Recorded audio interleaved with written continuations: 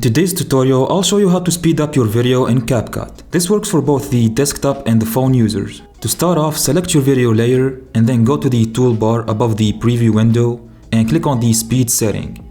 For normal effect, choose the standard option, but if you want to have the video speed up and then slow down and then speed up again or whatever, you can choose between these different presets. Let's choose the standard one and let's drag the slider to double up the speed. And as you can see, once we did that, the video's length has shrunk on the timeline. And as you make adjustments, the duration of your clip will shorten accordingly. You can go up to 100x, but that's a little excessive in my opinion. If you have multiple clips, it's also easy to speed them up. Just select them with your mouse, or you can hold Ctrl and tap on the clips. Then simply slide the speed setting.